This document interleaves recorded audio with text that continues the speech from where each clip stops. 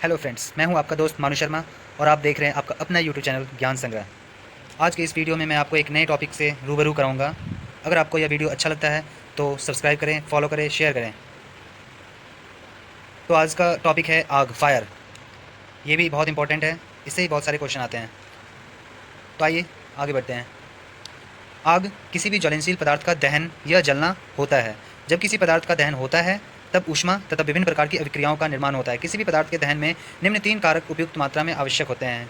जी हाँ दोस्तों, ये 3 कारक अगर इसमें से एक भी ना हो तो आग कभी नहीं लग सकता। क्या है ये? ईंधन, ऊष्मा और ऑक्सीजन। उपरोक्त कारकों में किसी भी एक कारक की कमी होने पर आग बुझ जाती है। अतः आग को बुझाने की प्रक्रिया को उपरोक्त दिए गए किसी भी एक कारक को आग बुझाने के यंत्रों द्वारा हटाया जाता है।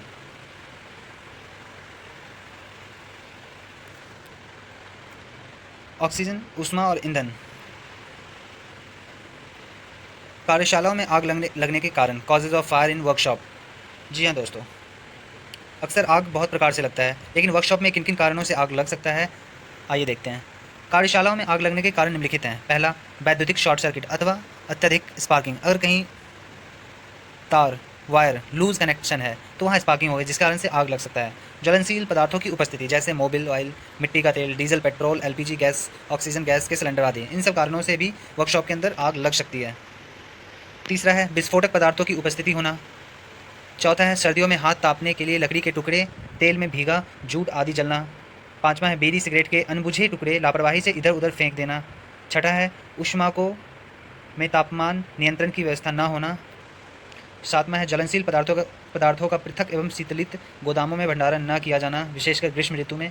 आठवां है वेल्डिंग, ग्राइंडिंग आदि की व्यवस्था ज्वलनशील पदार्थों के निकट होना।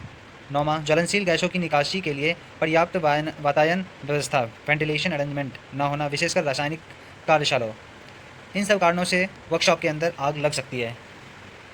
अगर इस पर ध्यान ना दिया जाए तो बहुत बड़ा नुकसान का सामना करना पड़ सकता है। आग के प्रकार। जी हाँ दोस्तों, ये बहुत ही इंपॉर्टेंट है। अक्सर हम लोग बस आग के बारे में जानते हैं, लेकिन आग के कितने प्रकार होते हैं ये हम लोगों को नहीं पता। आइए ध्यान दीजिए इस पर। दहन होने वाले ज्वलनशील पदार्थों के आधार पर आग अग्नि को विविध श्रेणियों में विभाजित किया गया है, जो निम्नवत है। श्रेणी ए आग, क्लास ए फायर। ये कैसा आग होता है? इस श्रेणी के अंतर्गत लकड़ी, कागज, कपड़ा, जूट आदि से लगने वाली अग्नि आती है। आप ध्यान दीजिएगा फ्रेंड्स कि क्लास ए फायर में किस किस चीज़ से आग लग सकती है। अक्सर ये पूछे जाते हैं, क्लास ए में किस किस से आग लगती है, क्लास बी में किस किस से लगती है। तो आप इस पर ध्यान दीजिए। इस श्रेणी के अंतर्गत लकड़ी, क्लास ए श्रेणी के अंतर्गत लकड़ी, कागज, कपड़ा, जूट आदि से लगने वाली अग्नि आती है।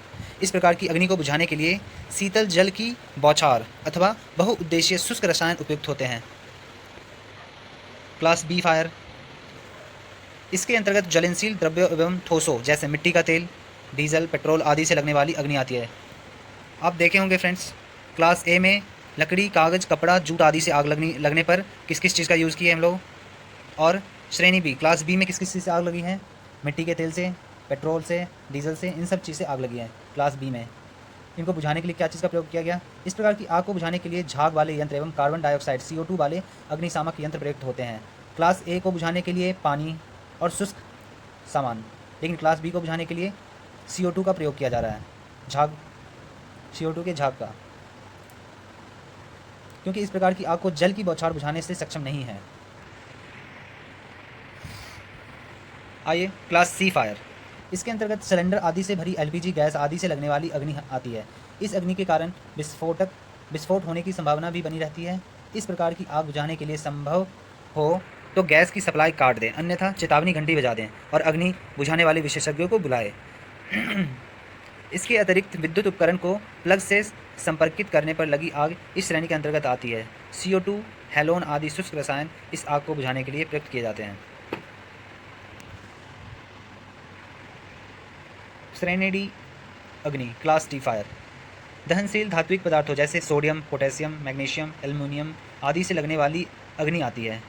इस प्रकार की अग्नि को बुझाने के लिए कार्बन डाइऑक्साइड, CO2, शुष्क चूर्ण एवं CTC प्रकार के अग्निशामक यंत्र उपयुक्त होते हैं। इसके अतिरिक्त शुष्क रेत का भी प्रयोग इस उद्देश्य हेतु किया जाता है। झाग वाले अग्निशामक यंत्र अथवा जल की बौछार का प्रयोग इस प्रकार की आग बुझाने के लिए करना अनुपयुक्त है।